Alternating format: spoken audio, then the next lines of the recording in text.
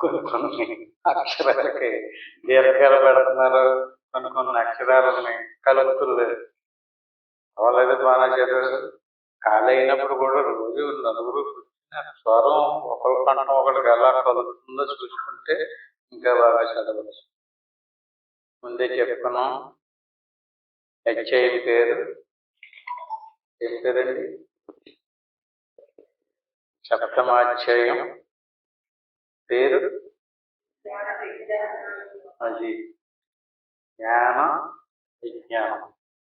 అంటే బాహ్యానికి ఆంతర్యానికి సంబంధించినటువంటి రెండు జ్ఞానాలని కూడా ఇందులో చాలా బాగా చెప్పారు. మరి ప్రతి వారం మాదిరిగానే చెప్పుకున్నటువంటి శ్లోకాలను కొద్దిగా కొంత గుర్తు చేసుకుని మొత్తం మళ్ళీ పోయిన వారంలో 16వ శ్లోకం చతుర్విధ భజంతే మా జన సుకృతినో అర్జున ఆర్తో జిజ్ఞాసురర్థాతి జ్ఞానేశ భరతర్ష. అంటే 4 రకాలుగా భగవంతుని ఆరాధించేటటువంటి భక్తుల్ని విభజించి చెప్పడం జరిగింది. ఒక రకమైనటువంటి సెక్షన్ ఆర్తులు, అత సంఘం, అర్థార్థులు ఇంకో సంఘం, జిజ్ఞాసులు ఇంకో సంఘం, జ్ఞానులు. అంటే మొత్తం మీద ప్రపంచంలో ఉన్నటువంటి భక్తులందరూ కూడా ఈ 4 రకాల తరగతులు కలిగి ఉంటారు. అందరూ ఒకే విధానంలో ఉంటారు, ఒక్కొక్కళ్ళు ఒక్కో తరగతి. ఆర్తులు అనేటువంటిది ఆర్తి అంటే శరీరానికి సంబంధించినటువంటి బాధలు భయాలు పోగొట్టుకోవడం కోసం భగవంతుని ఆశ్రయిస్తే ఆయన పోగొట్టడం అని చెప్పేసి దేవుడిని ఆశ్రయిస్తారు. వాళ్ళందరినీ కూడా ఆర్తులు అన్నాడు. మరి కొంతమంది అయితే అర్థం అంటే డబ్బు లేనటువంటి వాడు భగవంతుని ఆశ్రయిస్తే డబ్బు కలుగుతుందనే భావంతో దేవుడిని ఆరాధిస్తారు, వాళ్ళ అర్థార్థులు. కొంతమంది జిజ్ఞాసులు అంటే భగవంతుడు అంటే ఏమిటి, జీవుడు అంటే ఏంటి, మోక్షం అంటే ఏంటి, కర్మ ఏంటి, కర్మబంధం ఏంటి మొదలైన విషయాలను తెలుసుకునేటువంటి వాళ్ళు జిజ్ఞాసులు. ఇంకొక వరకు జ్ఞానులు. ఈ రకంగా 4 రకాల తరగతులతో కూడుకున్నటువంటి వాళ్ళు చెప్పడం జరిగింది అక్కడ. ఇందులో ఎవరెవరు గొప్పవాళ్ళు అన్నది కూడా చెప్పారు అదే శ్లోకం. అంటే వారి అవసరాలకు భగవంతుని ఆరాధిస్తున్నారు. ఇక్కడ జ్ఞాని దగ్గరికి వచ్చేటప్పటికి వారి అవసరం కోసం కాదు జ్ఞానులు భగవంతుని ఆరాధించారు. దేవుడికి జీవుడికి వేదము లేని విషయం తెలుసుకున్నటువంటి వారిని జ్ఞానులు అంటారు. దేవుడికి జీవుడికి భేదం లేదు. శరీరాన్ని చూడకండి, శరీర పరంగా అయితే భేదం, లోపల ఉన్నటువంటి ఆత్మ పరంగా భేదం. ఇక్కడ ఎంతమంది ఉన్నామో అంతమంది శరీర పరంగా భేదం, లోపల మనసు కూడా స్వభావం కూడా భేదమే. కానీ శరీర ప్రాణమాంసాలను దాటిన తర్వాత ఉన్నటువంటి ఏ ఆత్మస్వరూపం అయితే ఉందో ఆత్మస్వరూపానికి భేదం లేదు. అందరిలోనే ఒకటే ఆత్మస్వరూపం. అంటే ఇప్పుడు ఆకాశం ఉంది, ఆకాశంలో కొండ, కడవ, బాణ, ముంత మొదలైనటువంటి వస్తువులు బొమ్మలు తయారు చేసాడు అనుకోండి. అన్నాటిల్లోనే ఏముంది? కొండ, కడవ, బాణ, అందులో ఏముంది? ఖాళీ. ఆ ఖాళీకి భేదం లేదు. కానీ కొండకైనా కడవకైనా భేదం ఉందా? కొండ చిన్నది, కడవ ముంత ఇంకా చిన్నది, బాణ. అంటే వస్తువులకి భేదం ఉంది, కానీ లోపల ఉన్నటువంటి ఆ కొండ, ముంత, బాణ, కడవ ఆటలో ఉన్నటువంటి ఖాళీకి భేదం ఎట్లా లేదో అట్టి మీదకి అందరిలోనే ఉన్నటువంటి ఆత్మస్వరూపానికి భేదం లేదు. కానీ వస్తువుకు భేదం ఉంది. మనిషికి భేదం ఉంది, మనిషికి పశువుకి భేదం ఉంది, ప్రతి జీవికి భేదం ఉంది. అంటే మనం ఏ భావంలో ఉన్నాం? వస్తు భావంలో ఉన్నాం. నేను పుట్టాను, నాది ఫలానా పుట్టినరోజు, నేను స్త్రీని, నేను పురుషుణ్ణి, దీనికి సంబంధించినటువంటి కులము, గోత్రము, దీని భావాలన్నీ, ఈ శరీర సంబంధమైన భావాలన్నీ ఎవరిలో పెట్టుకున్నాం? శరీరానికి జ్ఞానం లేదు. శరీరం కడవ, అది కొండ, లోపల ఉన్నటువంటి ఆత్మస్వరూపంలో పెట్టుకున్నాం. నేను మనిషిని అనేది ఎవరు? శరీరం కాదు. శరీరం నేను మనిషిని దాన్ని చేత కాదు, దాన్ని తెలదు. ఆత్మే నేను శరీరాన్ని అంటుంది, నేను పురుషుడిని అంటుంది, నేను స్త్రీని అంటుంది, నేను ఉన్నవాడిని లేనోడిని అంటుంది. అంటే ఆత్మకి ఏం తెలలేదు? ఆత్మ ఎటువంటిదో ఆత్మకు సంబంధించినటువంటి జ్ఞానం ఆత్మకు లేదు. అంచేత అటువంటి ఆత్మజ్ఞానం కలిగినటువంటి వాడు ఎవడో వాడికి నాకు భేదం లేదంటాడే. అని కూడా ఎవరు? దేవుడే కదా. దేవుడికి జీవుడికి భేదం లేదట. ఎవడి గురించి చెప్పాడైనా? ఆర్తుడి గురించి అర్థార్థ గురించి చెప్పలేదు, జ్ఞాని గురించి చెప్తున్నాడు అనమాట. జ్ఞానికి నాకు కూడా భేదం లేదు, మేమిద్దరం ఒకటే. కానీ జిజ్ఞాసు తెలుసుకునే ప్రజలు ఉన్నాడు ఇంకా సాధకుడు. మిగతా వాళ్ళు ఆర్తుడు ఒక సెక్షన్లో ఉన్నాడు, అర్థార్థ ఇంకో సెక్షన్లో ఉన్నాడు, జిజ్ఞాసు జ్ఞాని. ఈ రకంగా శేషాం జ్ఞాని నిత్యయుక్త ఏకభక్తి విశిష్యత. ఏకమంటేను కొండలుండే కాళీ, మంతులుండే కాళీ, కడవలుండే కాళీ, అన్నిటిలోనే ఉన్నటువంటి కడవల్లో ఉన్నటువంటి కాళీ ఏకం అంటే ఒకటే. వస్తువులు కాదు. అందరూ ఒకటేలాగా అవుతామండి అంటాడు. అందరినీ ఒకటవుతారని చెప్పి అందరూ ఒకటని ఆయన చెప్పడం లేదు. దేని చెప్తున్నాడు ఆయన? లోపల ఉన్నటువంటి వస్తువుల గురించి చెప్తాడు కానీ బయట ఉన్నటువంటి వస్తువుల గురించి చెప్పడం లేదు. శేషాం జ్ఞాని నిత్యయుక్త అంటే ఈ రకంగా జ్ఞానం తెలుసుకుని నిత్యము ఆ భావంలో యుక్తుడు అంటే ఆ భావంలో ఉన్నటువంటి వాడు, ఆ జ్ఞాన భావంలో ఉన్నటువంటి వాడు. శేషాం జ్ఞాని నిత్యయుక్త ఏకభక్తి విశేషి. ప్రియోగి జ్ఞానినో చేత అహం దశ మమ ప్రియ. వాడంటే నాకు చాలా ప్రేమ, వాడికి నేనంటే ప్రేమ. ఎందుకని? ఇద్దరు ఒకటే. అంటే దేవుణ్ణి ఆరాధించేటటువంటి వాడు తనను ఆరాధించుకుంటున్నట్టే, తనను ఆరాధించుకునేటటువంటి దేవుణ్ణి ఆరాధించుకుంటాడు. మనల్ని మనం ఆరాధించుకుంటున్నాం ఎలాగా? దేహాభిమానంతో ఉన్నాం మనం. దీన్ని చెప్తలేదైనా దేహాభిమానాన్ని వదిలేసి దేహానికి లోపల ఉన్నటువంటి ఆత్మభావంతో ప్రియోగి జ్ఞానినో చేత. నాకు చాలా ప్రీతి ఎవరంటే జ్ఞాని. నేను జ్ఞానికి కూడా జ్ఞానినో చేత మహం చచ్చ మమ ప్రియ. అతనికి నేనంటే ప్రీతి, నాకు ఆయనంటే ప్రీతి. మాకిద్దరికి ఎందుకు ప్రీతి? ఏక భక్తి విశిష్యత. మేమిద్దరం ఒకటే కనుక. అంటే ఇప్పుడు మనం ఏం తెలుసుకోవాలి, ఏం చెయ్యాలి? ఇప్పుడు దాకా అనేక విషయాలు తెలుసుకుంటున్నాం, అనేక పనులు కూడా చేస్తున్నాం. మంచి మంచి భక్తి భావంతో, అంత భక్తితోటి ఉపవాసాలుండి ఆరాధన చేసేవాడు ఉన్నారు. ఆ ఎన్నాటి వెనకాల ఏదో లక్ష్యం ఉంటుంది, ఏదో కోరుకుంటుంది, ఏదో వాంఛ. వాళ్ళందరినీ నాకు ఇష్టలు అంటలేదు, కానీ వాళ్ళని కూడా ఇష్టలేనే చెప్పాడు. చతుర్విధ భజంతే మా వాళ్ళు కూడా ఏదో కారణాంతరాల వల్ల నేనంటే చాలా ప్రీతి కలిగి ఉన్నారు. వాళ్ళంటే నాకు ప్రీతి ఉండదు. మరి ఎవరి మీద ఉంటుంది ఆయనకి ప్రీతి? జ్ఞాని మీదనే ఆయనకి ప్రీతి ఉంటుంది. ఇది ఇప్పుడు మనందరం ఏ మతంలోకి వెళ్ళాలి? మన మతం ఏం మతం? జ్ఞానుల మతం, కర్మిష్ఠుల మతం కాదు, కర్మకాండ కాదు, ఉపాసనాకాండ కూడా కాదు. జ్ఞానంలోకి వెళ్ళాలి. దేశాం జ్ఞాని నిత్యయుక్త. ఈ జ్ఞానం ఎప్పుడు ఉండాలి?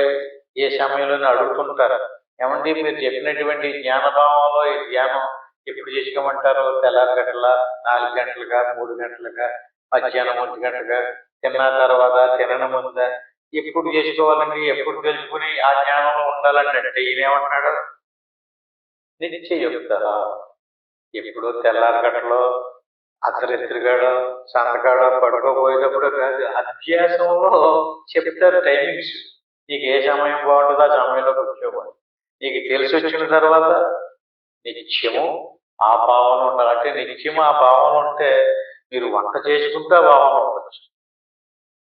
మన పనులన్నీ ఎవరు సంబంధించిన పనులు గడ్డి కోసుకుంటూ ఆ భావన ఉండొచ్చు, తోళ వైపుకుంటూ ఆ భావన ఉండొచ్చు. పశువులు పాలు తీస్తా భావం ఉండాలి. ఏ భావంలో ఉండాలి? అక్కడికి సంసారంలో పాల్గొనేటప్పుడు కూడా ఆ భావం ఉండాలి.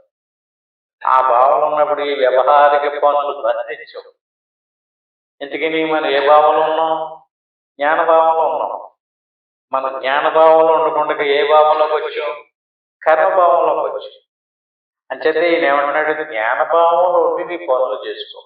జ్ఞానభావంలో ఉండి పనులు చేయడం వల్ల బంధించవు, కర్మలు బంధించవు. కర్మలు బంధించవు, మనం కర్మలు బంధించింది. కర్మలు బంధించి ఏం చేసి పెట్టింది? శరీరం తెచ్చిపెట్టింది. శరీరం ఏం తెచ్చిపెట్టింది? బాధలు తెచ్చిపెట్టింది. శరీరం అంటూ వచ్చిందంటే అన్ని బాధలే, రోగాలు, కడుపు నొప్పి, కాలు నొప్పి, ఏదో బాధ, ఏదో సమస్య. కర్మ ఎవడు చేశాడు? జీవుడు చేశాడు. కర్మకు ఫలితాన్ని ఎవడిచ్చాడు? దేవుడు ఇచ్చాడు. దేవుడు బంధించలేదు మనల్ని. ఎవరు బంధించారు? మన కర్మలే మనల్ని బంధించింది. కర్మ చేశాడు, ఆ కర్మ ఫలాన్ని వీడు అనుభవిస్తేనే పోదు, వీడు అనిపించకుండా పోదు. దీన్ని అనుభవింప చేయడానికి ఆయన మళ్ళీ శరీరానికి పంపబడతాడు. అందుకని ఉదారా సర్వ ఏవైతే జ్ఞాని ఆత్మవ్యమే మతం ఆశ్రిత యుక్తాత్మ మామేవ ఉత్తమాంగతి. అయితే ఈ సర్వే అందరూ ఉదారాయవా గొప్పవారే. అందరూ గొప్పవాళ్ళే. మానవ జన్మ వచ్చిందంటే పూర్వజన్మంలో పుణ్యం చేసుకోకుండా రాదు. అలాగే భగవంతుని అందరూ కూడా ఏదో రూపంలో ఆరాధన చేస్తానే ఉన్నారు. వీళ్ళందరూ కూడా గొప్పవాళ్లే. కానీ జ్ఞానీతు, జ్ఞాని నా ఆత్మైవమే మతం. జ్ఞానిది ఆత్మమతం. జ్ఞానుల మతమే గొప్పది. జ్ఞాని నాత్మైవ, జ్ఞానీత ఆత్మైవమే మతం ఆశ్రిత యుక్తాత్మ ఆత్మ ఏవ ప్రత్యేగాత్మయని మే నా యొక్క మతం. నా సిద్ధాంతం కూడా అదే. జ్ఞానుల యొక్క సిద్ధాంతం ఏదో నా సిద్ధాంతం కూడా అదే సిద్ధాంతం. సహాతుడు యుక్తాత్మ యోగ స్వరూపుడై మాం ఏవ నన్నే అనుత్తమం అత్యుత్తమమైనటువంటి గతి స్నానము నా చిత్తాగి పొందినవాడి ఉన్నాడు కదా. అందుకు చేత జ్ఞానులే గొప్పవాడు. జ్ఞానుల మతమే నా మతము, జ్ఞానమే. చేత నహి జ్ఞానేన, జ్ఞానం కంటే గొప్ప వస్తువు ప్రపంచంలో లేదు. జ్ఞాని గొప్పవాడు. ఈ రకంగా జ్ఞానం కలిగినటువంటి వాడికే కర్మ నశించదు. జ్ఞానం కలిగినటువంటి వాడికే మోక్షం కలదు. మిగతా వాళ్ళు ఎవరికి కూడా కలగదు. కానీ ఆ జ్ఞానం అనేటువంటిది అంత సులభంగా రాదు. బహూనాం జన్మనామంతే జ్ఞానవాన్ మాం ప్రపంచతే. బహూనాం, ఇప్పుడు మనకు జన్మ శరీరం వచ్చింది, ఇదొక జన్మ. మళ్ళీ శరీరం పోయిన తర్వాత కర్మఫలం నశించిన తర్వాత శరీరం పోతే, ప్రారంభం పోతే మళ్ళీ ఇంకో శరీరం. ఈ శరీరం పోయి ఇంకో శరీరం వస్తుందా? గ్యారంటీ, నమ్మకమేనా? ముందు శరీరంలో మనకు శరీరం లేకపోతే ఇప్పుడు శరీరం రాదు. ఇప్పుడు ఈ శరీరానికి కారణం ఏది? ముందు శరీరం. ముందు శరీరం కారణమైతే ఇప్పుడు మనం ఈ శరీరం కార్యం. కార్యం కనిపించేటప్పుడు కారణం కనిపించదు, ముందు శరీరం కనిపించదు. ఒక్కొక్కడు అంటుంటాడు ముందు శరీరం కూడా నాకు తెలుసు అంటుంటాడు. కారణం నశిస్తేనే కార్యం కనపడదు. ఇప్పుడు ఈ కార్యం నశిస్తే, ఇప్పుడు కార్యం ఉంది కదా, ఇది కారణం అవుతుంది రేపు జన్మ. అంటే ఈ శరీరానికి కారణం ముందు జన్మ కారణమైతే, ఆ ముందు శరీరానికి కారణం అంతకు ముందు జన్మ, దానికో అంతకు ముందు జన్మ, దానికో అంతకంటే ముందు జన్మ. బహూనాం జన్మనాం.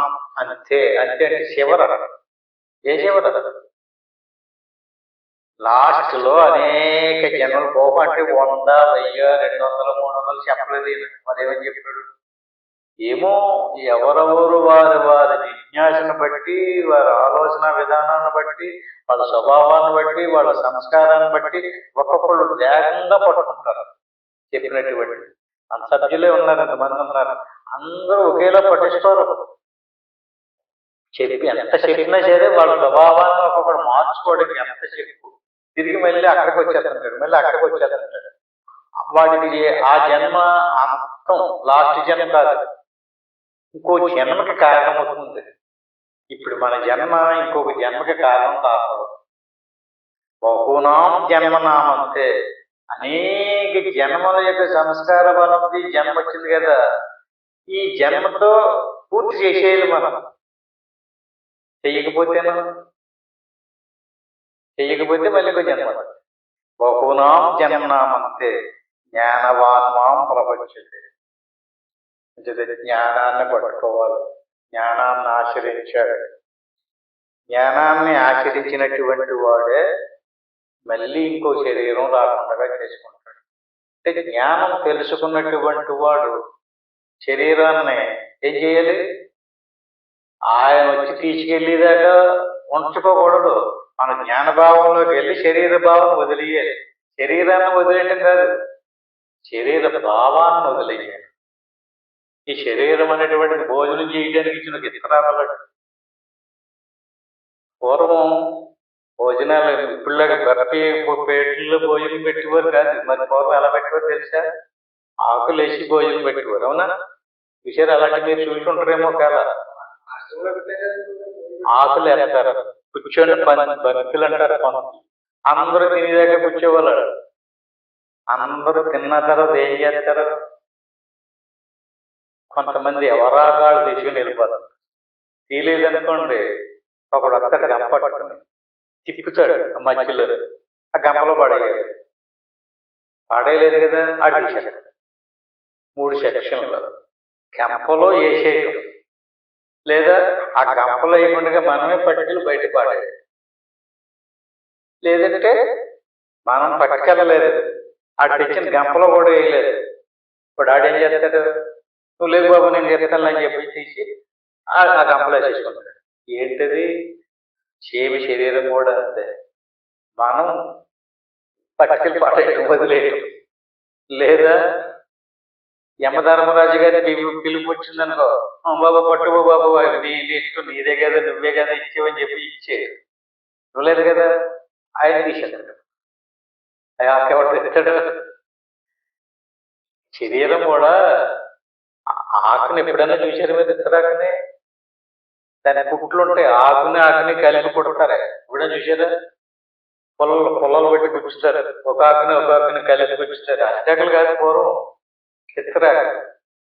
పుల్లలేటి శబ్ద స్పర్శ రూప రసగంధాలు 5 పుల్లలు, జ్ఞానేంద్రియాలు 5, కర్మేంద్రియాలు 5, 10 ఆకుల్ని కలిపినటువంటి విషయాలతో కూడినటువంటి ఆకు. ఇప్పుడు మనం చెప్తున్నాం, ఇదొక పుల్ల. ఈ పుల్లని ఏ ఆకు పుచ్చుతున్నాం చెప్పండి? వినే ఆకు. మీరు శ్రోత్రేంద్రియంతో తింటున్నారు కదా, అదో ఆకు. నేను వాగేంద్రియంతో చెప్తున్నాను కదా, ఇదో ఆకు. ఈ ఆకుని ఆ ఆకుని కలిపింది ఏది? శబ్దం, బోధ. ఇది పుల్ల. అంటే ప్రతిదానికి అలా ఒక విషయం ఉంటుంది. 5 పుల్లలు, 10 ఆకులు, వీటితో కూడినటువంటిది ఇతర. ఇప్పుడు మనం ఇతరాకులు ఏం భోజనం చేయాలి? జ్ఞానామృతం, బోధామృతం, జ్ఞానబోధ, గురుబోధ.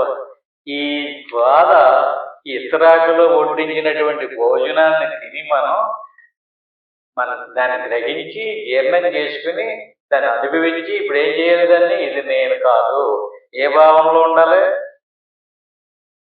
జ్ఞానభావంలో ఉండాలి.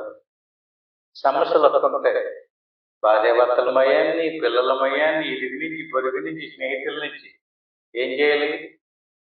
ఇవన్నీ వ్యవహారికానికి సంబంధించినటువంటి ఈ మామూలే అని సహించుకోవాలి, వదిలిపెట్టేయాలి. నేను ఊరుకోను, నేను అటు ఇటు తేల్చి పడతాను అంటుంటాడు ఒకడు. తేల్చేస్తే ఏముంటుంది? ఆ చిరిగిపోతుంది. ఏంటి ప్రయోజనం ఏంటి ఇంకా? అంచేత ఏం చేయాలి? బహునాం జన్మనామంతే. ఎన్ని ఆకులు తీసి వాడిచి ఇప్పుడు మనం గడిచి వారం ఆకులు తింటాం కదా. ఎన్ని ఆకులు తినే పాలస్యం, ఎన్ని ఆకులు తీసేసి వాడి పట్టుకుపోయాడు. ఇంకొక విచిత్రం ఏంటండి, తిన్నటువంటి ఆకుని బయట పడేసాం కదా, అది ఎగిరి మనకు ఎవరికన్నా తగిలిందనుకోండి ఎలా పాపం చేస్తారు? మనం తిన్నాకే దాన్ని ఏమంటారు? ఎంగులర్. ఎంగులర్ చేతికి తగిలింది, వచ్చి ఎగిరి వచ్చింది, కూర్చున్న కాడికి వచ్చింది. ఎట్టా సేవ్ చేసుకుంటామండి ఆకు? మనం భోజనం తిన్న ఆకే బయట పెట్టేసాం, గాలికి ఎగిరి వచ్చి మనకు తగిలింది. ఎంత ఆశయించుకుంటాం? ఎందుకని? వదిలేసాం కదా. అంత అసహ్యం రావాలి నీ శరీరం మీద. అది నువ్వు తిన్నాకే కదా, పర్వాలేదు లేదు, నేను తిన్నాకే, నేనే కదా, నాదే కదా, పక్కన పడేసి మళ్ళీ ఎగురితే ఏం పోయి ఎగురితే అంటావు. పూర్వం అలాగే ఎంగులాగా తగిలితే స్నానం చేసేవారు. ఇప్పుడు ఏ వారమో, సోమవారమో, శుక్రవారమో, శనివారం చేశారనుకోండి, భోజనం చేసి రాక బయట ఆడేసారు, అది ఎగురొచ్చి మీకు తగిలితే ఏం చేస్తారు? పర్వాలేదు అనుకుంటారా? అంటే ఆకంటేటి మన శరీరమే. అంటే శరీరాన్ని ఆత్మ పాడేసినట్టుగా బయట పాడలేదు, భావన తీసేయాలి. నేను శరీరాన్ని కాదు, నేను ఆత్మస్వరూపాన్ని. ఆత్మకి భేదము లేదు. పరమాత్మకి, ప్రత్యేగాత్మకి, జీవాత్మకి, పరమాత్మకి భేదం లేదు, రెండు ఒకటే. కానీ శరీరానికి భేదం ఉంది. ఈ జ్ఞానం ఎప్పుడు తెలుసంటే, ఎప్పుడు పడితే అప్పుడు వచ్చిన ప్రతిసారి తెలిసిపోతే మళ్ళీ జన్మ కిందకి వస్తాడు. బహునాం జన్మనామంతే జ్ఞానవాన్మాం ప్రపంచతే. దేవుడికి జీవుడికి భేదం లేదన్నటువంటి జ్ఞానం అనేక జన్మలు గతించిన తర్వాత తెలుస్తుంది. వాసుదేవ సర్వమితి సమహాత్మ సుదుర్లభ. ఇలాంటి జన్మం చాలా కష్టం. దుర్లభం అంటే ఏంటండి? అన్నిసార్లు రాదు. ఎప్పుడుకో ప్రయత్నాలు చేయగా ఇప్పుడు ఉపదేశాలు పొందాం, సత్సంగాలు ఆలకించడం, సాధన చేస్తున్నాం. ఈ జన్మతో పూర్తి అయిపోతే గొప్పే, సుదుర్లభం, చాలా గొప్ప, ఆశ్చర్యమే. అంటే పూర్తి చేయాలంటే ఏం మారిపోవాలి? మన భావన మారిపోవాలి. మన భావంలో అహం నశించాలి, కోపం నశించాలి, గుణం నశించాలి, సాత్విక గుణాలు వచ్చాయి, ఆత్మభావంలోకి వెళ్ళిపోవాలి. నిరంతరము ప్రశాంతంగా హాయిగా జ్ఞానభావంతో గడపాలి. ఈ రకంగా అనేక జన్మల యొక్క చిట్ట చివరిలో కానీ ఈ జ్ఞానం కలగదు. జ్ఞానం కలిగినటువంటి వాడు కూడా పూర్తి చేయడు. మళ్ళీ అహంకారం ఉంటుంది దాంట్లో. నేను గొప్పవాడు అంటుంటే నా మాటకి ఎప్పుడు ఎదురు చెప్పడానికి వెళ్ళేది అంటాడు. వాడు మళ్ళీ ఏమవుతుంది? జీవుడికి దేవుడికి భేదం లేదన్నటువంటి విషయం తెలిసిన తర్వాత కూడా మళ్ళీ కిందకి దిగిపోతుంటాడు ఒక్కోసారి. అంటే తన స్వభావాన్ని మార్చుకోలేకపోవడం. అందుకని మనిషి ఏ రకం ఉండాలి? కామైశ్చైర్జ్ఞానా ప్రపంచంతే అన్యదేవతా. 20వ శ్లోకంలో జ్ఞానం అంతా చాలా చక్కగా చెప్పాడు. అనేక జన్మల్లో కానీ జ్ఞానం కలగదని, జీవుడికి దేవుడికి లేదన్నటువంటి విషయం అనేక జన్మల్లో అంతంలో కానీ ఇది తెలియదని చెప్పాడు. కానీ ఎంత చెప్పినప్పటికీ కూడా మళ్ళీ 20వ శ్లోకంలో ఏం చెప్తున్నాడు చూడండి. కామైశ్చైర్జ్ఞానా ప్రపంచంతే అన్యదేవతా. దేవుడు ఒక్కడే అని, అందరిలోనే ఉన్న దేవుడు ఒక్కడే అని ఎన్నిసార్లు ఆలపించినప్పటికీ, ఎన్ని శాస్త్రాలు చదివినప్పటికీ కూడా మళ్ళీ ఏం చేస్తుంటాడు అతను? అన్యదేవత, ఇంకా ఇతర దేవతలు దేవుళ్ళు ఉన్నారని ఆ దేవుళ్ళని వదిలిపెట్టకుండా పూజ చేస్తుంటాడు. అదేంటి విషయం? ఎన్నో జన్మలకి చిట్ట చివరిలో తెలిసినటువంటి జ్ఞానాన్ని వదులుకుని మళ్ళీ ఇలాగే దిగ్భావన చేస్తున్న చూడండి. జ్ఞానా ప్రపంచంతే అన్యదేవత. ఇతర దేవతలను ఆరాధన ఏమవుతుంది అప్పుడు? తం నియమాస్తాయ ప్రకృత్య గీతాశ్వయ. ఇది ప్రకృతి స్వభావాన్ని అనుసరించి ఏ దేవతను వాడు ఆరాధిస్తాడో ఆ దేవతకు సంబంధించినటువంటి ఫలితాన్ని వాడికి ఈయనే ఇవ్వాలి. ఆ దేవత దేవుడానా ఏమన్నా ఆ దేవతల్లో దేవుడు ఉన్నాడు కదా. ఒకవేళ ఆ దేవతని ఆశ్రయించాడు అనుకోండి, చిట్ట చివరికి ఎవరిని పొందుతాడు అతను? ఆ దేవతను పొందుతాడు. మరి ఆ దేవత మళ్ళీ కర్మఫలం అయిపోయింది, జనపడదు కదా, దాంతో పాటు ఈయన జనపడదు. ఏమన్నా అర్థమైంది ఇది? శ్లోకం చదవండి, 20 శ్లోకం ఇంటికి చదవండి. ఇప్పుడు కామే తై తై ఉత జ్ఞాన ప్రపంచంతే అన్య దేవత. ఇతర దేవుళ్ళని ఆరాధించండి, ఇతర దేవతల్ని ఆరాధించండి. తమ్ తమ్ నియమాస్తాయ, చాలా నియమంగానే చేస్తాడు. ఉపవాసాలు ఉంటారు, ఆచారవంతంగా చేస్తారు, చాలా భక్తి శ్రద్ధలతో చేస్తారు. ప్రకృతి నీత స్వయ, స్వయ అంటే తనదైన ప్రకృతి అంటే తన స్వభావం చేత. ఇంత జ్ఞానం తెలుసుకుని మళ్ళీ అలా దాంట్లో ఎందుకు వెళ్తాడు? ఏది మారలేదు? ఏం మారలేదు? స్వభావం మారలేదు. స్వయ తనదైనటువంటి ప్రకృతి చేత నియమింపబడిన వారు తై తై కామే ఆయా కోరికల చేత కృతజ్ఞాన హరింపబడిన జ్ఞానము గలవారై. దేని చేత హరించబడింది 7 జ్ఞానం? అంటే ప్రతి మనిషికి ఏయో కోరికలు ఉంటాయి. అందరికీ ఒక్కో రకమైన కోరికలు ఉండవు. ఒక్కొక్కరికి ఒక్కొక్క కోరిక, ఒక్కొక్కరికి ఒక్కొక్క కోరిక. ఆ కోరికలను అనుసరించి ఆ కోరికలే వాళ్ళ జ్ఞానాన్ని, వాళ్ళ భావాన్ని, ఆ జ్ఞానాన్ని అరిస్తుంది. అంటే హరింపబడిన జ్ఞానం గలవారే తమ్ తమ్ నియమం, ఆయా కోరికలు తగిన నియమమును ఆస్తాయ ఆశ్రయించి అన్య దేవత ఆత్మ కంటే, పరమాత్మ కంటే, బ్రహ్మము కంటే ఇతర దేవతలను ప్రపంచంతే పూజిస్తారు. అంటే అలా పూజించడానికి ఇప్పుడు ఏదైనా సరే ఒక వ్రతమో ఒక పూజ ఇంకోటి ఏదైనా దానికి నియమం చెప్తారు కదా, దానికి ఆచారం చెప్తారు కదా. అలాగే ఆచరించాలని చెప్పినప్పుడు ఆ నియమాన్ని చాలా చక్కగా పాటిస్తారు కదా. ఎందుకు అలా పాటిస్తారు? అలా పాటిస్తేనే ఆ కోరిక నెరవేరుతుందని చెప్పేసి అందులో ఉంటుంది. అందుకని ఈ రకమైనటువంటి ఇతర దేవతలను పూజిస్తారు. ఇతర దేవతలు అన్నామనుకోండి, అంటే శరీరం అనేటువంటిది ప్రకృతితో వచ్చింది. పరమాత్మ జీవుడు, దేవుడు, ప్రకృతి జీవుడు. దీని ప్రకృతి పురుషుడు అంటారు. ప్రకృతి పురుషం విధి అనాది ఉభావం. ఈ మాట చాలా చెప్పుకుంటాం. ఇప్పుడు ఉదాహరణకి దేవుడు మనకి శరీరాన్ని పుట్టించడం వల్లే కదా మనం కర్మలు చేస్తున్నాం.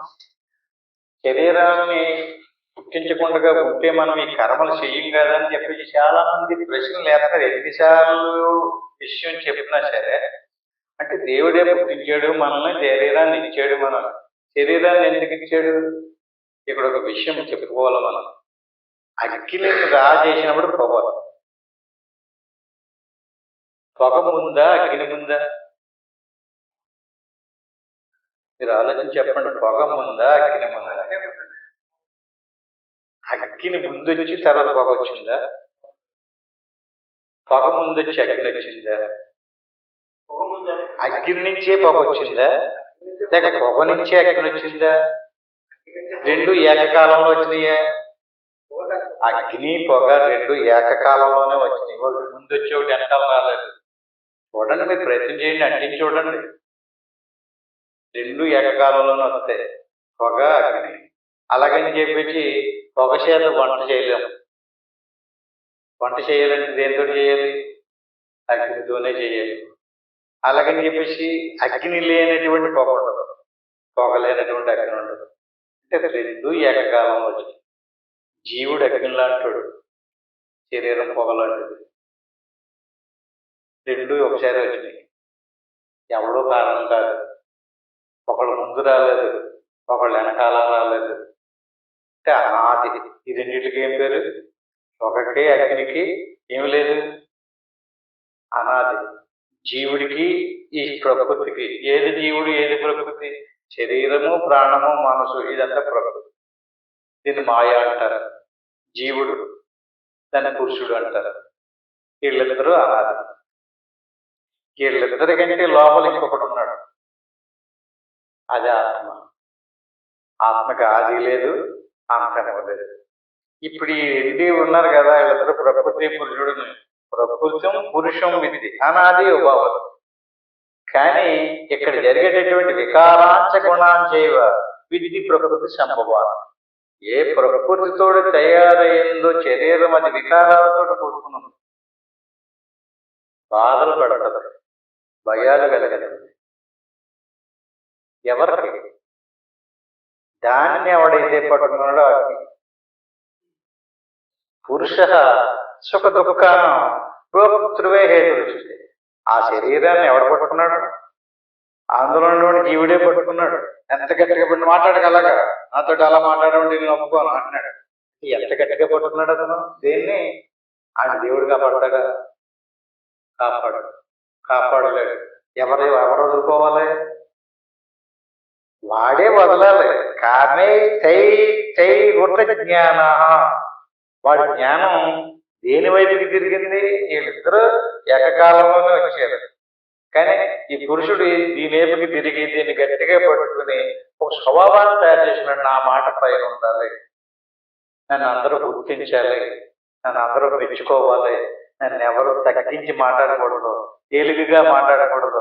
రండి బాబు కూర్చోండి, ఈ నెల్లి నన్ను ఎవడో పలకరించలేదు, నేను వచ్చేసానంటాడు. ఎందుకని? పట్టించుకోవాలి, పలకరించాలి, గౌరవించాలి. రండి కూర్చోండి, ఇలా రండి అలా రండి అంటే అది ఆనందం, సంతోషం. పట్టించుకోకపోతే మనం ఒక స్వభావాన్ని తయారు చేసుకున్నాం. భార్య లేక భర్త, పిల్లల, బంధువుల కాదు. ఇక్కడ దేన్ని పట్టుకున్నాం? మనం మనల్ని పట్టుకోలేదు. నువ్వు ఎంత చెప్పు, నిన్ను నువ్వు పట్టుకోలేవు. మరి దేన్ని పట్టుకున్నావు? పురుష సుఖ దుఃఖానం భోక్తృత్వే రుచితే. దాన్ని పట్టుకుని దాని వల్ల కలిగేటటువంటి సుఖ దుఃఖాలకి లోనైపోయి అలవాటు పడిపోయి దాన్ని వదలడం నీకు శాతం అవడం. ఈ భావన మారాలి. ఈ భావన ఎంతవరకు మారలేదో అంతవరకు నువ్వు. అంతకని నీ భావన మారక ఏదో ఇంకొక దేవతను ఆరాధిస్తే నాకు ఈ కష్టం పోగొట్టేస్తాడంటాడు. నేను ఇంకో మతంలోకి వెళ్ళాను, ఆ దేవుడిని పట్టుకున్నాను, ఆ దేవుడు నాకు బాధ చూసేసాడు. ఎవరతను? కామై తై వృత జ్ఞాన ప్రపంచంతి అన్యదేవత. అలాగే ఎలా పోగొట్టేస్తారండి? అసలు కష్టం కానీ, సుఖం కానీ, బాధ కానీ, భయం కానీ దేని వల్ల వచ్చిందో దానిని పోగొట్టుకోవటం మానేసి ఏం చేస్తున్నాడు అతను? ఇంకో దేవతను పట్టుకున్నాడు. అక్కడ మళ్ళీ కారణం చేయబడ్డాడు. అదొక రకం కారణమవుతుంది. అది మళ్ళీ ఇంకో జన్మ కారణమవుతుంది. ఇతనికి ఏం తెలియాలి? జ్ఞానం తెలియాలి. జ్ఞానం తెలియలేనంత కాలం ఇప్పుడు ఆ దేవత కూడా ఎలా చేయాలి? ఇప్పుడు ఇతనికి కష్టం ఎందుకు వచ్చింది? కర్మ చేయడం వల్ల. కర్మ ఫలాన్ని తప్పించేటటువంటి శక్తి ఇతర దేవతలకు లేదు, ఈశ్వరుడికే ఉంది. ఆ కర్మ ఫలాన్ని ఇచ్చింది ఎవరు? ఈశ్వరుడే. కర్మకి ఫలాన్ని ఎందుకు ఇచ్చాడైనా? కర్మ నువ్వు చేసావు కనుక కర్మఫలం ఆయన ఇచ్చాడు. కర్మఫలాన్ని నీ చేత ఎందుకు అనిపింపచేస్తున్నాడు? నువ్వు ఆ కర్మఫలాన్ని ఎంతవరకు అనుభవించలేదో అంతవరకు నువ్వు శుద్ధి అవ్వవు. ఎన్ని జన్మలు గతించినా, ఎన్ని లోకాలు తిరిగినా సరే ఆ కర్మఫలాన్ని ప్రారంభం భోగతో నశ్యత్తు అనుభవించేదాకా పోదు. అది అలా దాక్కునే ఉంటది, అది అలా వెంబడిస్తూనే ఉంటది. చెరువులో దూకేమనుకో, చెరువు గట్టి మీద కూర్చోండి, మళ్ళీ లేచి చెగ పట్టుకోండి. స్వర్గంలోకి వెళ్ళినా సరే వదిలిపెట్టాడు. గుళ్ళోకి వెళ్ళేవనుకో గుడి ఈతలు పట్టుకోండి, మళ్ళీ ఈతకు రాగానే పట్టుకోండి. దాని నుంచి తప్పించుకోవడం ఎవరి వల్ల కాదు. అది నువ్వు చేసిందే. దానికి ఫలితం ఇచ్చింది ఈశ్వరుడు. ఆ ఫలితాన్ని అనుభవింపజేసేవాడు ఈశ్వరుడు. నువ్వు దాన్ని ఏం చేస్తున్నావు? తప్పించుకోవాలనుకుంటున్నావు. తప్పించుకోవడానికి చూడదు. అది నిన్నేం పెద్దగా బాధించదు. సత్యం తెలిసిన జ్ఞాన మార్గంలో పోతే తేలిగ్గా వదులుకోవడం. నువ్వు తప్పించుకోవడానికి చూస్తే మాత్రం బరువైపోతావు, ఎక్కువ బాధ పెట్టారు. ఎందుకని? తప్పించుకోవడానికి చూస్తున్నాం మనం. తప్పించుకోవడానికి ఎందుకు చూస్తున్నాడు అతను? నేను ఏదో గొప్పవాడిని అనుకుంటున్నాడు ప్రతి మనిషి కూడా. అందరూ కూడా కర్మబద్ధులే. పండితుడైనా చేరే, పామరుడైనా చేరే, ఎలాంటి వాడైనా. అసలు శరీరం ఎందుకు వచ్చిందండి? శరీరం అంటే శరీరం అనేది రోగాలు పుట్ట. చర్మము, రక్తము, మాంసము, ఎముకలు, అదే కదా శరీరం. అది సజావుగా సాగాలి. ఏది తిన్న అన్నం జీర్ణం అవ్వలేదనుకోండి, చూడండి ఆడు బాధ. ఆడు తిన్న అన్నం ఎంతో ఇష్టంగా తిన్నాడు, అతను లోపల జీర్ణం అవ్వలేదు. అది మళ్ళీ బయటకు వచ్చేదాకా కుదురుండదు. కూర్చోలేడు, పడుకోలేడు, కూర్చోలేడు, మాట్లాడాడు, ఇలా అంటున్నాను. ఏమొస్తాడు అనుకున్నాను, మాట్లాడలేడు. అంటే శరీరం ఏం చేస్తుంది? బాధపడుతుంది. ఎవరైతే శరీరాన్ని ధరించారో వాడినే బాధపడదు. ఆ శరీరం ఇంకొకటి బాధ పెట్టదు. ఆ శరీరం ఎందుకు వచ్చింది? కర్మఫలాన్ని. దాన్ని తప్పించుకోవడానికి ఏం చేస్తున్నాడు అతను? ఇంకొక దేవతను ఆరాధన. అసలు ఇంకొక దేవతలను ఎందుకు ఆరాధిస్తాడు అతను? కర్మఫలాన్ని అనుభవించకుండా తప్పించేసుకుంటారని. అలా తప్పించే శక్తి అన్య దేవతలకు లేదు. ఎందుకంటే అది ఇచ్చాడు. ఏది? కర్మఫలాన్ని ఈశ్వరుడు ఇచ్చాడు. ఈశ్వరుడు ఇచ్చినటువంటి కర్మఫలాన్ని ఈ చిన్న చిన్న దేవతలు పోగొట్టగలరా? తిరిగి మళ్ళీ కర్మఫలాన్ని అనుభవించారు. కానీ దారి తప్పిపోయి ఇతర దేవతలను ఆరాధిస్తున్నాడు కనుక కర్మఫలము తప్పదు, జ్ఞానము రాదు, మోక్షము రాదు, జన్మ పోదు, మళ్ళీ తీసుకొచ్చి పెడతాడు. అంచేత ఈ ప్రకృతికి మనం స్వాధీనం అయిపోయాం. జ్ఞానం తెలియలేదు, సత్యం తెలియలేదు. తెలియక మన సొంతంగా కొన్ని భావాలను కల్పన చేసుకుని మన స్వభావాలను తయారు చేసుకుని వారు స్వభావాన్ని అనుసరించి మాట్లాడుకుంటారు. ప్రతి మనిషి వారికి ఏమన్నా ఒక్కడిని మార్చండి సార్, చిన్న పిల్లలు కూడా చెప్పలేరు. అంటే వారు స్వభావాన్ని అనుసరించే మాట్లాడుకుంటారు. వాళ్ళ స్వభావాన్ని అనుసరించి ఏంట్రా అదేంట్రా అలా మాట్లాడుతున్నాడు, నీకు ఎదురు మాట్లాడి బాగుంటాడు. అంటే దేన్ని మార్చుకోవాలి మనం? శరీరాన్ని కాదు ఇది మార్చవలసింది. నువ్వు శరీరానికి కాషాయం కట్టక్కర్లేదు, రుద్రాక్షమాలలో ఎక్కర్లేదు, పొట్లు ఎక్కర్లేదు. నీ గుణాన్ని మార్చు, నీ స్వభావాన్ని మార్చు, సత్యాన్ని తెలుసుకో. ఏంటా సత్యం? ఈశ్వరుడులో ఉన్నటువంటి పరమాత్మ, జీవనంలో ఉన్నటువంటి ప్రత్యేగాత్మకి భేదం లేదు. అంచేత నీ స్వస్వరూపము ప్రత్యేగాత్మ స్వరూపము. నువ్వు శరీరానివి కాదు. శరీరము నీకు ప్రారబ్ధ కర్మ అనుభవించడం కోసం వచ్చింది. ప్రారబ్ధ కర్మ పూర్వజన్మలో చేసినటువంటి కర్మ. ఆ కర్మఫలాన్ని అనిపించడానికి అది కారణము. ఇప్పుడు మనం అనిపించేటటువంటి సుఖ దుఃఖాలు కార్యం. వాటిని ఎవడు తప్పించుకోలేడు. అంచేత మన స్వభావాన్ని బట్టి, మన సంస్కారాన్ని బట్టి అందరూ చక్కగా సాధన చేసుకోండి అంటున్నాం అనుకోండి, స్వభావాన్ని బట్టే మన ఆలోచనలు వస్తాయి. ఆలోచనలను అనుసరించి సాధన చేస్తారు. అందరికి గురువు ఒకటే, అందరికీ ఒక రకమైన అనుభవం కాదు. ఎవరెవరు స్వభావం ఎలాంటిదో, ఎవరెవరు సంస్కారం ఎలాంటిదో దాన్ని బట్టి అతనికి అనుభవం. ఎందుకని ఏది మారాలి? హాయిగా ప్రశాంతంగా అలా ధ్యానం చేసుకోండి అంటున్నాం అనుకోండి, ధ్యానం చేసుకుంటే ఏం గుర్తు వస్తుంది? శరీర భావంతో మనం ఏం చూసామో, ఏం చేసామో, ఏం అనిపించే వాళ్ళు అందరూ వస్తారు గుర్తుకి. దాన్ని స్మృతి అంటారు. ఆ స్మృతిలోకి వచ్చినటువంటి విషయాలన్నిటినీ మన సంకల్ప కల్పన చేస్తారు. వాటిని బుద్ధి అనుసరిస్తుంది. దాన్ని అహంకారం తీసుకుంటుంది. అహంకారం అభిమానంతో. అంచేత కూడా మనం ఏం చేయాలి? ఈ సంకల్పాలని ఏర్పడడానికి మూల కారణమైనటువంటి స్వభావాన్ని ఎలా మార్చాలి? ఇది నేననేటువంటి స్వభావాన్ని ఇది కాదు అది నేననేటువంటి భావానికి వెళ్ళాలి. ఎలా మారాలి? ఇది నేనని బలపడిపోయింది కదా, ఇప్పుడు ఏం చేయాలి? ఇది నేను కాదు అది నేను. ఉదాహరణకి ఒక రాజుగారింటికి దొంగలు పడ్డారు. దొంగలు పడేటప్పటికి బట్టలు ఆ చెప్పడికి లేచిపోయారు. కాపలాదారు వెంటనే దొంగలని కేకలేసాడు. వాళ్ళ నుంచి తప్పించుకోవడానికి ఆ రాజుగారి కొడుకు ఉయ్యల్లో పడుకుని ఆడుకుంటున్నాడు. మా దగ్గరికి వచ్చేటండి, ఈ కుర్రను చంపేస్తామన్నారు. ఆ కుర్రను ఎత్తుకున్నారు. ఎత్తుకుని తీసుకుపోయాడు. ఎత్తి కుర్రను చంపేది రాజుగారు ఏళ్ళని చంపేస్తాడు. అది ఏం చేయాలి? కుర్రను చంపేసినా సరే వదిలిపెట్టకూడదు అని చెప్పేసి పట్టేసుకోవచ్చు కదా, చంపేది కదా. పట్టేసుకుంటే ఏం చేస్తారు? వాళ్ళు ఆమెను తాను రక్షించుకోవడానికి వెళ్ళి కుర్రను పట్టడం తీసుకెళ్ళిపోయాడు. తీసుకెళ్ళిపోయి కుర్రని మళ్ళీ తీసుకొచ్చి అప్పచెప్తారా? అప్పచెప్తే దొరికేస్తారు కదా, దొరకలేదు. అక్కడ ఆళ్ళు పెట్టుకున్నారు ఎవళ్ళాళ్ళు? దొంగల ముఠ. ఆ దొంగల ముఠ పెంచి ఎలా తయారు చేశారు అతన్ని? గజ దొంగని తయారు చేశారు. గజ దొంగ కదా ఎవరిని? రాజుగారు అబ్బాయి. ఆ రాజ్యానికి రాజు కొడుకు కదా, అతను కన్నాలు ఇటు పట్టాడు. దొంగతనాలు చేయటం నేర్చుకున్నాడు బాగా. దొంగతనాలు చేసేటటువంటి వాడికి రాజుగారి అబ్బాయిని కాదు నేను దొంగల ముఠాల్లో దొంగల కొడుకుని నేను అనేటువంటి భావన బలపడిపోయింది. ఆవిడ మసలడం వల్ల, చూడడం వల్ల, చేయడం వల్ల, తినడము, తాగడం, వాళ్ళు ఎలా ఏ పనులు చేస్తున్నారో, ఏం తింటున్నారో, ఏం చదువుతున్నారో ఎంత అలవాటు పడిపోయింది అతను. ఆ స్వభావం బలపడిపోయింది. ఈ ఒక్కొక్కళ్ళు తెచ్చి పెద్దోడు అయిపోయాడు ఇతను.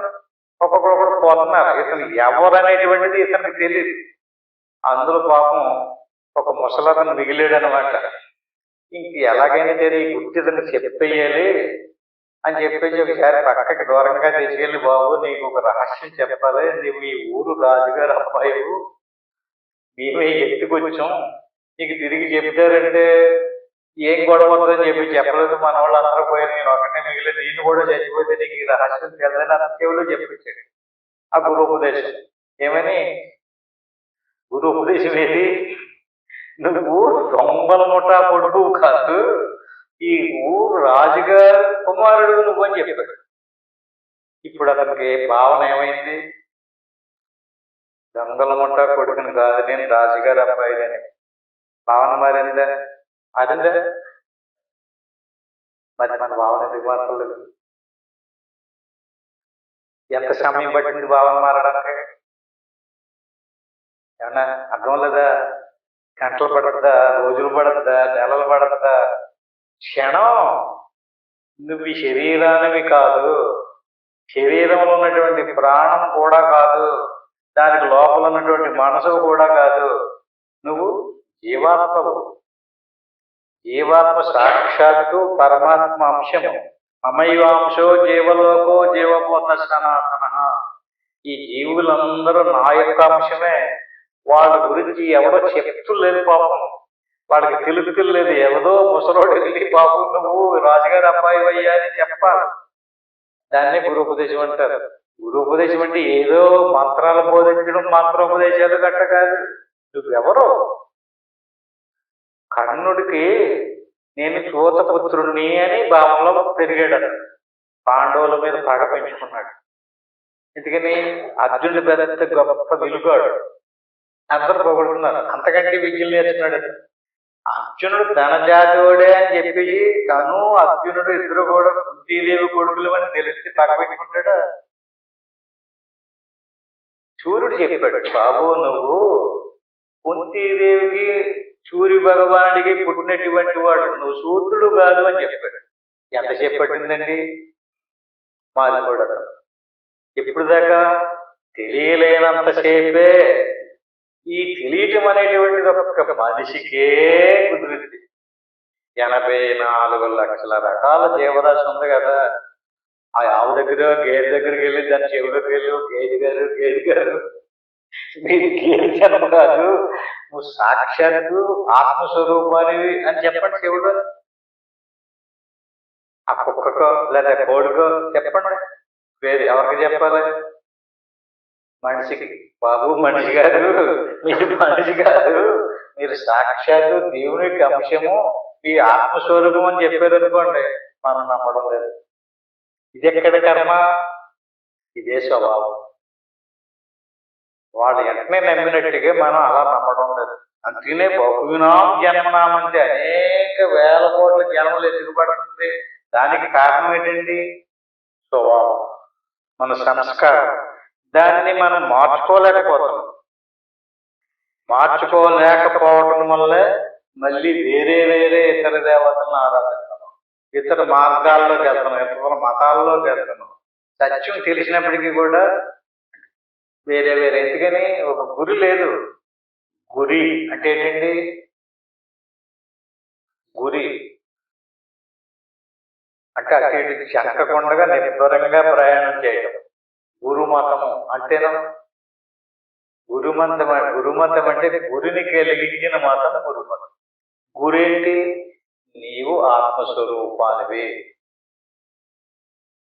నువ్వు జీవుడు కాదు, నీకు జనన మరణాలు లేవు, సావు పుట్టుకులన్నీ కూడా దేని శరీరాన్ని అన్ని తీసుకొచ్చి నీ మీద పెట్టుకుంటున్నావు, ప్రాణానికి సంబంధించి నీ మీద పెట్టుకుంటున్నావు, మనసుకు సంబంధించినవి అని నీ మీద పెట్టుకుంటున్నావు. నీ స్వరూపం స్వచ్ఛమైనటువంటి నువ్వు కళ్ళు మూసిన లోపల చూసుకో, నువ్వు ఉన్నావు, ఎప్పుడూ ఉన్నావు. కానీ ఎప్పుడూ ఉన్నటువంటి నీ స్వరూపం, నీ స్వభావం కట్టదు. నీ స్వరూపాన్ని తెలుసుకున్నట్లేదు. ఏం తీసుకొచ్చి పెట్టారంటే ఈ శరీరానికి సంబంధించినటువంటి అవసరాలు తీసుకొచ్చి పెట్టారు. అవసరాలలో పడిపోయి మన జ్ఞానాన్ని కోల్పోతాం. అంతవత్తు ఫలం తేషాం తత్ అల్పమేధసాం. ఇలాగ ఎవరు చేస్తుంటాడు? ఎంత చెప్పినా సరే ఎవరు చేస్తుంటాడండి? అంతవత్తు ఫలం తేషాం. ఇప్పుడు ఆత్మఫలం అనేటువంటిది, ఆత్మజ్ఞానం అనేటువంటిది అంతం అవ్వదు, మోక్షం కలిగిస్తుంది. సాక్షాత్తు చక్రవర్తికి లోటేటండి, రాజుగారి అబ్బాయికి. అంతవత్తు ఫలం తేషాం అంటే మనం చేసేటటువంటి కర్మలు ఉన్నాయి కదా, చిన్న కర్మలో పెద్ద పెద్ద కర్మలో చేస్తుంటే ఎంతంత కర్మ చేస్తుంటామో దానికి అంతంత. మనం చోలో తవ్వో పట్టుకెళ్ళామనుకోండి, చోళ మూతికెళ్ళి చెరువుకి వెళ్ళి పెద్ద చెరువులో నీళ్లు ఉన్నాయి, చిన్న లీటర్ సెమ్ పట్టుకెళ్ళి నీళ్లు తెచ్చుకున్నాం అనుకోండి, లీటర్ సెమ్ నీళ్ళు వస్తాయి. బిందెట్టుకెళ్తే బిందులు వస్తాయి, కావుడు పట్టుకెళ్తే కావుడు వస్తాయి. ఎందుకని? పట్టుకెళ్ళిన పాత్ర అంత వత్తు, నువ్వు ఎంత పాత్రను పట్టుకెళ్తున్నావో అని నీళ్ళు వస్తాయి నీకు. పాత్రను బట్టి మనం ఏ భావంతో చేస్తున్నాం? పాత్ర భావంతో చేస్తున్నాం. అంటే కొలత. ఆత్మస్వరూపము కొలత లేనటువంటిది. దేవాన్ దేవయజోయాంతి అభక్తాయాంతి మామకు. అంటే ఆత్మస్వరూపాన్ని ధ్యానించేటటువంటి వాడు, తెలుసుకున్నటువంటి వాడు పదం అంతం లేనటువంటి మోక్షం. కానీ శ్రద్ధయా యొక్క తశారాధనమీయతే లభతే తతః కామం మయైవ హితాన్. అందుకని యో యాం తనుం భక్త శ్రద్ధయా చ్యుతిమిచ్చతి తస్యాచలాం శ్రద్ధ సామేవ వివిధామ్యహం. అంటే ఎవడైతే తన స్వభావాన్ని మార్చుకుని ఎంత శ్రద్ధతో అభ్యాసం చేస్తున్నాడో అటువంటి వాటిని యో యాం తనుం భక్త శ్రద్ధయా చ్యుతిమిచ్చతి. ఇది 21వ శ్లోకం. ఏంటి? వాడు ఏ దేవతనైతే ఆరాధిస్తున్నాడో, ఏ భావంతో అభ్యాసం చేస్తున్నాడో, ఆ చేసేటటువంటి వాడు, ఆ బాబు నువ్వు చేసేది తప్పుడు విధానం, ఆయన నువ్వు నన్ను ఆరాధించు, ఆత్మస్వరూపాన్ని తెలుసుకోమని చెప్పడట. చెప్పకుండా దేన్ని ఆరాధించినాడో దాని మీద ఇంకా బాగా ఆరాధించేలాగా సహకారం అందిస్తాడట. ఇదేంటండి? ఈయన కూడా మనం మోసం చేస్తాడట. యో యాం తనుం భక్త శ్రద్ధయా చ్యుతిమిచ్చతి. అతను దేనిని శ్రద్ధతో ఆరాధిస్తున్నాడో ఇంకా బాగా శ్రద్ధగా సహకారం కలుగుతాడట. ఎందుకని? తస్యాచలాం శ్రద్ధ. శ్రద్ధలో మళ్ళీ ఎంత బాగా అంటే, ఇప్పుడు మనం ఉన్నామండి, ఇందులో పెద్ద శ్రద్ధ చూపించాం. భాషలో కొన్ని సంఘాలు, కొన్ని మతాలు ఎంత శ్రద్ధ చూపిస్తున్నారో చూడండి. అంత శ్రద్ధ ఈశ్వరుడే కల్పిస్తున్నాడు. అదేమన్యాయం? అది ధర్మ మార్గం కాదు, సత్య మార్గం కాదు, దాంట్లో మోక్షం రాదు అని చెప్పాలి కదా. చెప్పకుండా వాళ్ళు దేన్ని ఆశ్రయిస్తున్నారో ఆ విషయంలో వాళ్ళకి శ్రద్ధ చూపెడతాడు. ఏ స్వభావం కలిగి ఉన్నామో ఆ స్వభావానికి సంబంధించినటువంటి శ్రద్ధ చూపిస్తున్నాడు. ఏ భక్తుడు ఏ తనువును శ్రద్ధతో ఆరాధిస్తాడో అటువంటి వారికి నిశ్చలమైనటువంటి ఆ దాని మీదకి అతను శ్రద్ధను కలిగిస్తాడు, ఫలితాన్ని కూడా ఎదుర్కొంటాడు. కానీ ఆ ఫలితాలన్నీ కూడా అంతమైనటువంటివి. అందుకని పరమాత్మను పట్టుకున్నటువంటి వాడికి జ్ఞానము మోక్షము ఉన్నాయి, మిగతా ఉన్నటువంటి వాడికి చిన్న చిన్న ఫలితాలు ఏర్పడుతుంటాయి. అంచేత మనం ఏమనుకుంటున్నాం? శరీరమే మనం అనుకుంటున్నాం. మనం ఆరాధించేటటువంటి దేవుడు కూడా అలాంటి శరీరదారుడని అనుకుంటున్నాం. ఇతని శరీరదారుడు. శరీరం ఎందుకు వచ్చింది? కర్మలతోటి కదా వచ్చింది. మరి ఏ దేవతనైతే మనం ఆరాధిస్తున్నామో ఆ దేవతకి కూడా శరీరం రావాలంటే కర్మ చేయాలి కదా. కర్మ లేకుండా శరీరం ఎలా వస్తుంది? శరీరము లేనటువంటి ఆత్మ. శరీరం ఉందంటే ఇప్పుడు దేవతలకు శరీరాలు వస్తాయి. వాళ్ళ అత్యధికమైనటువంటి పుణ్యం చేసుకోవడం వల్ల స్వర్గ శరీరం వచ్చింది. నికృష్టమైనటువంటి కర్మ చేసేటువంటి కుక్కలు పందుల కింద పడుతారు. అంటే దేవతా శరీరానికి కూడా పుణ్యం చేసుకున్నటువంటి కర్మ వల్లే శరీరం వస్తుంది.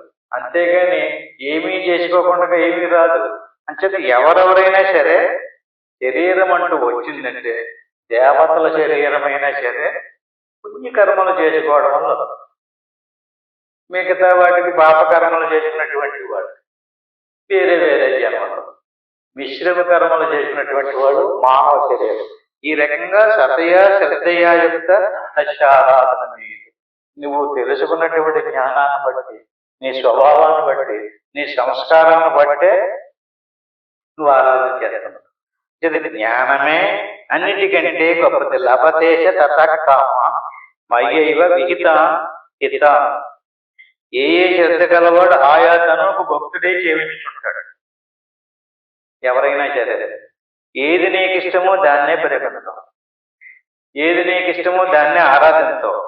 అంచేత పరమాత్మనే తెలుసుకుని పరమాత్మ ధ్యానిస్తే పరమాత్మ జ్ఞానం కలిగింది, దానివల్ల మోక్షం కలిగింది. మిగతా ఇంకోటి దేన్నైనా సరే అది కూడా ఈశ్వరానుగ్రహమే. నీవు ఆత్మజ్ఞానం తెలుసుకోవాలన్నా, అనాత్మ జ్ఞానం తెలుసుకోవాలన్నా, దేవతలను ఆరాధించవలసిన నీకు ఏంటి? ఈశ్వరానుగ్రహం ఉంటేనే. ఈశ్వరానుగ్రహం లేకుండా ఈ జ్ఞానం రాదు. అంతవత్తు ఫలం దేశం తద్వత్ అల్పమేధసం. వీళ్ళందరూ ఎలాంటి వాళ్ళు? అల్పమేధస్సు అంటే ఏంటండి? మేధస్సు అంటే బ్రెయిన్, మెదడు కదా. అల్పం అంటేనా తక్కువ. అల్ప మేధస్సు. ఇంత చెప్పినా కూడా వాళ్ళ స్వభావాన్ని మార్చుకోవట్లేదు కదండి, వాళ్ళ గుణాన్ని మార్చుకోవట్లేదు. ఎందుకు మార్చుకోలేకపోతున్నారంటే వాళ్ళు ఇంకా బుద్ధి వికసించలేదు, మెదడు ఎదగలేదు, బుద్ధి ఎదగలేదు. అంతవంతు ఫలం దేశం. కొలతతో కూడుకున్నటువంటి దాన్ని తెచ్చుకుంటున్నాడు అతను, తెలుగులేదు అతనికి. కొలతతో కూడుకున్నటువంటి దాన్ని, కొలత లేనటువంటి అపరిమితమైనటువంటి పరమాత్మ స్వరూపాన్ని తెలుసుకుని మాత్రం పొందరా అని వేదం చెబుతుంటే కొలతతో కూడుకున్నటువంటి దాన్ని ఎందుకు ఆరాధిస్తున్నాడు అతను? అంటే బుద్ధి వికసించలేదు, అతనికి ఎవరు చెప్పలేదు, తనంతట తనకి తెల్లలేదు, అతను సరైనటువంటి శాస్త్ర ప్రమాణాన్ని వినలేదు, చదవలేదు. ఇది మనకి కొన్ని శాస్త్రాలను చదవాలి. భగవద్గీత, ఉపనిషత్తులు, బ్రహ్మసూత్రాలు, యోగసూత్రాలు, ఇటువంటి గ్రంథాలను మనం చదివి అసలు దేవుడు అంటే ఏంటో, జీవుడు అంటే ఏంటో తెలియాలి. మనం కింది తరగతిలో పుస్తకాలు చదువుతాం. అక్కడ ఏంటంటే ఒక దేవతను ప్రతిపాదించారో ఆ దేవతను ఆరాధించడం వల్ల ఆ దేవత వచ్చి మనకి ఎలా అనుగ్రహించిందో, ఎలా ఫలితాన్ని ఇచ్చిందంటే మనం నింపాదిగా భక్తిలోకి నింపడం కోసం పెట్టినటువంటి వాటిల్లో ఉండిపోతున్నాం. మార్పు చెందడం లేదు. మార్పు చెందాలంటే మన బుద్ధి వికసించాలి. బుద్ధి వికసించాలంటే తనంతట తానుగా వికసించదు, వినాలి, పదే పదే వినాలి, చదవాలి. ఈ శ్లోకాన్ని కంఠస్థం చేసి ఇంటి దగ్గర చదవకుండా 23వ శ్లోకం. అంతవత్తు ఫలం దేశం తద్వత్ అల్పమేధసం. ఈ ఆరాధనలు చేసేటటువంటి పూజలు పునస్కారాలు చేసేటటువంటి వాళ్ళందరూ కూడా తక్కువ మెదడుతో కూడుకున్నటువంటి వాడు. చిన్నపిల్లలు, వాళ్ళకి బుద్ధి వికసించలేదు, తెలివి పెరగలేదు. దేవాన్ దేవయజోయాంతి. ఎవడు దేనిని ఆరాధించాడో దానికి సంబంధించిన ఫలితాన్నే పొందుతాడు. పరమాత్మను ఆశ్రయించినటువంటి వాడు మోక్షం పొందుతాడు. దేవతల్లో మద్దక్త యాంతి మామతి, నన్ను ఆరాధించినటువంటి అంటే ఈయనెవరండి? నేను పరమాత్మ స్వరూపం అని చెప్పి ఆయన ఎక్కడున్నాడంటే అహమాత్మ గుడాకేశ, నీ శరీరంలో ఉన్నటువంటి ఆత్మస్వరూపాన్ని నేను అని చెప్తాను. అంటే ఇప్పుడు ఈ శ్రీకృష్ణుడిని మనం ఎలాగ ఆరాధించాలి? మన ఆత్మగా ఆరాధించాలి, మన ఆత్మస్వరూపంగా ధ్యానం చెయ్యాలి. ఈ రకంగా జ్ఞానం చేసినటువంటి వాడు ఆయన పొందుతాడు. ఇతర దేవతలను ఆరాధించిన వాడు ఇతర దేవతలను పొందుతాడు. అంత వస్తు పొలం దేశం. మరి ఇంత సీక్రెట్ తెలిసింది కదా, నీకు ఎంత కావాలో అంతా పట్టుకెళ్ళిపో బాబు అన్నప్పుడు నువ్వే పెట్టు గుప్పుడు అంటే మనకు తెలిసే కదా, జ్ఞానం లేక కదా. కదా అద్భుతమైనటువంటి సీక్రెట్ ని ఈ శ్లోకంలో చెప్పినటువంటి శ్లోకాలన్నీ కూడా ఎక్కడి నుంచి 18వ శ్లోకం దగ్గర నుంచి 23వ శ్లోకం దాకా ఇదే విషయాన్ని చాలా స్పష్టంగా వివరించడం జరిగింది. అవ్యక్తం వ్యక్తి మాపన్నం మన్యంతే మాం నెపదే. చిట్ట చివరికి చెప్పి 24వ శ్లోకం, పరంభావం అజానంతో మామామయ మౌనోత్తమం. నేను ఎవరినే అవ్యక్తం వ్యక్తి మాపన్నం. అవ్యక్తం అంటే ఆకారములైనటువంటి పరమాత్మ స్వరూపాలు, వ్యక్తం కాదు. అటువంటి నన్ను వ్యక్తి మాపన్నం, ఒక వ్యక్తిగా కల్పన చేసేది. వ్యక్తి ఆపన్నం ఎవరంటే అలా చేసినట్లు? మీరెవరో పరంభావం అజానంతో, ఇహంలో ఉన్నటువంటి రూపం కాదు. పరం అజుడు అంటే పుట్టుకలేనటువంటి వాడు, అజానంతో అనంతుడు అంటే ఆది లేదు, అంతం లేదు, పుట్టుక లేదు, రూపనామాలు లేనటువంటి నిర్వికార చైతన్యం, వ్యక్తం కాదు, అది ఆత్మస్వరూపం. అటువంటి దానిని పట్టుకొచ్చి ఎలా తయారు చేశారు?